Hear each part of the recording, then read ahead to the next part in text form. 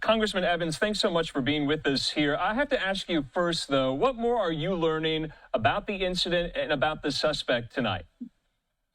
Yeah, well, of course, first and foremost, our hearts go out to all of those injured. It's an absolute tragedy, but this is what frustrates me. As we continue to investigate this and as more information comes out, my gut feeling, having spent 22 years in the military and law enforcement, is that we will find there were either clues or warnings or indicators that could have led to intervention that would have prevented this from even happening in the first place. The problem is Colorado is unfortunately a sanctuary state. Just less than a month ago, in fact, our governor signed into law yet another piece of legislation that handcuffs state and local law enforcement when it comes to working with federal authorities. State and local law enforcement in Colorado will now be fined $50,000 if they share information with Immigration and Customs. And since this individual that committed this heinous crime overstayed a visa, is in the country illegally, that means that this is a situation where sharing information is potentially off limits. And so when it comes to being able to prevent something like this from happening, if state and local law enforcement can't work with their federal counterparts to put together that big picture to intervene before something like that happens, this is something where sanctuary states are clearly implicated. And unfortunately, among other things, it's why Colorado is the second most dangerous state in the country right now. So, Congressman, I have to ask, being a former member of law enforcement yourself, do you have questions as to why this guy wasn't on the radar of any law enforcement in the Colorado, state, in the Boulder area here? He was planning this attack for more than a year. Again, Colorado has defunded law enforcement. They're cutting mental health resources to cops in some of our biggest cities. Law enforcement is understaffed, and again, they cannot work with their federal counterparts whenever there's potentially an immigration nexus. And again, this individual illegally present in the country, overstayed 2 different visas. This is a barrier that prevents law enforcement at all levels from being able to work together. When things we just learned this afternoon, this individual reportedly was using Molotov cocktails because he was denied an application to buy a firearm in the background check because it came up that he was illegally present in the country. And so when you can't have state, local, and federal authorities working together to be able to put together that comprehensive picture, unfortunately, you have situations like this where folks slip through the cracks and commit heinous crimes.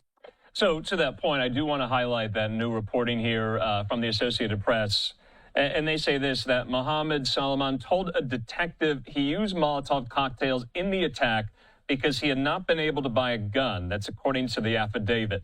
He said he learned to shoot a gun in a concealed carry class, but had to change his plan for the attack after he was blocked from purchasing a gun because of his immigration status. If you were from the Boulder area, or if you're just watching this interview right now, Congressman, I have to ask, how do you overstay a visa and get to live in Colorado on an expired work permit and commit something like this?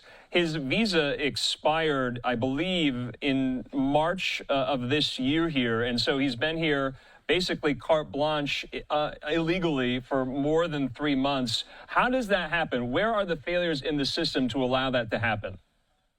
Yeah, so he actually overstayed 2 visas. He overstayed a B1, B2 visa, which is like a tourist or business visa. And then the previous administration granted him a work permit, which he then also overstayed. So actually he overstayed twice. And it was those last couple of words in that screenshot that you just showed, which says he's an illegal immigrant, his immigration status.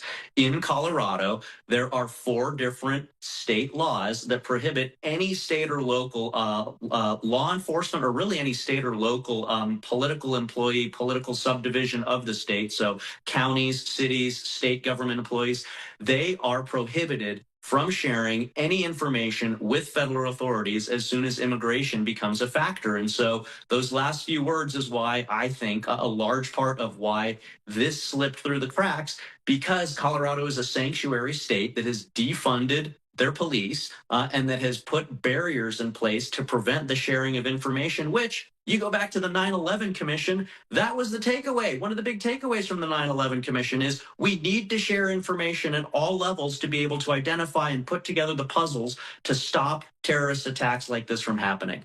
But how do you prevent it? I mean, how do you stop it? This guy, Salman, 45 years old, he's an Egyptian national. Once you overstay your visa, you kind of go off the grid. You're dark. I mean, how will you, unless you commit something heinous like this, be brought to the attention of law enforcement?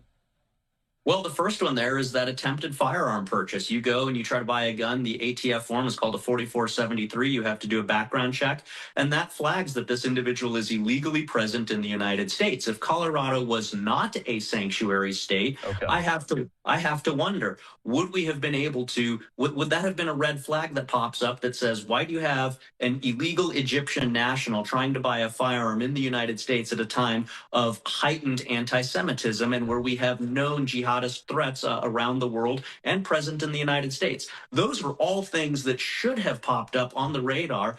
But again, in Colorado, as soon as immigration status is invoked, state and local law enforcement has to be hands off. Okay, it's just you're alluding to the fact that this is so reactionary here. I want to put up this tweet, though, from Secretary of State Marco Rubio. He says this: in light of yesterday's horrific attack, all terrorists, their family members, and terrorist sympathizers here on a visa should know that under the Trump administration, we will find you, revoke your visa, and deport you.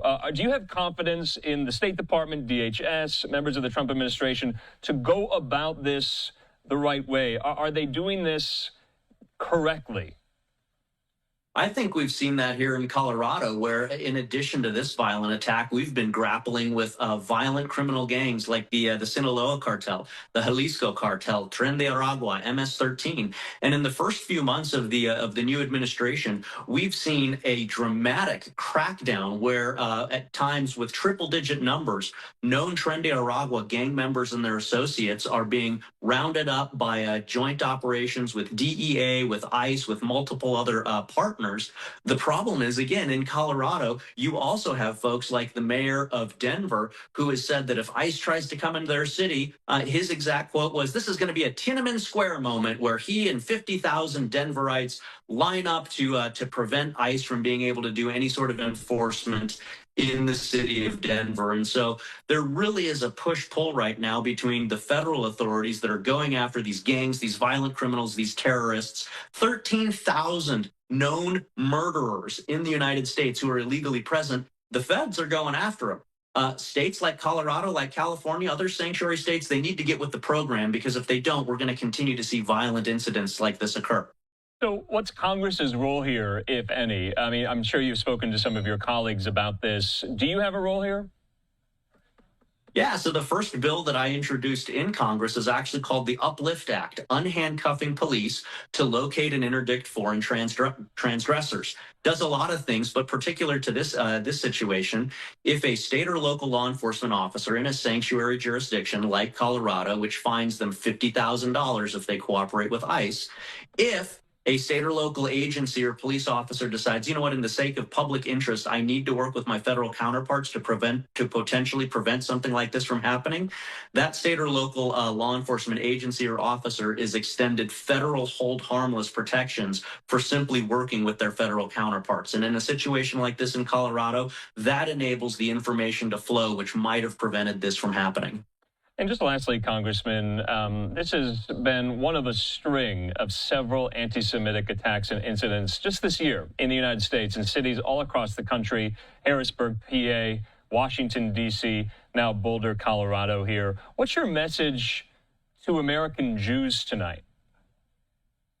I have two things to say on this one. First and foremost, we stand by the Jewish people. If you commit a crime against a Jewish individual or the Jewish community as a result of hate or bias, we will find you. We will prosecute you to the fullest extent of the law. You will be held to account for any crimes against the Jewish people or any form of anti-Semitism. First and foremost, from my heart as a cop, as a soldier for 22 years, that goes out. The second thing is we need our Democrat colleagues to join us in condemning anti-Semitism. And not just when it happens. We need to condemn anti-Semitism before the violence occurs. When we're having anti-Semitic protests on college campuses, when we're having anti-Semitic protests around public events. Last year in the Colorado State House, the state capitol, where at the time I was serving as a state representative, the Democrat Speaker of the State House refused to allow hostage families from Israel into the Colorado State House because she was afraid she wouldn't be able to keep order because she had so many pro-Hamas sympathizers in elected positions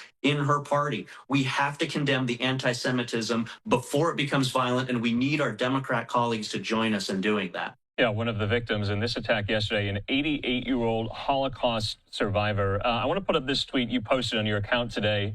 You said this attack was preventable, or you retweeted this, excuse me. You said this attack was preventable, but Democrats and Biden closed their eyes and created a national security nightmare. The Biden border crisis continues to devastate our communities. It doesn't have to be this way. And House Republicans passed a solution, the One Big Beautiful Bill Act. Before I let you go, this is pending right now in the Senate. Is the Senate get it over the finish line? Are you confident or not? Yeah, we're going to absolutely get this done. There's actually been 5 times now where pundits said we're not going to get this done. Every single time we've delivered for this. This is something that has to pass, not just to protect the safety of the United States and our communities, but Americans are facing the largest tax increase in history. And so from a national security perspective, from a public safety perspective, from a cost of living perspective, we're going to get this thing done. We're going to deliver it to the president. It's going to be signed into law in order to keep our communities safe and affordable. All right, Congressman Gabe Evans there with Republicans of Colorado. Sir, we thank you for your time, and we'll talk soon. Thanks so much. Thanks for having me.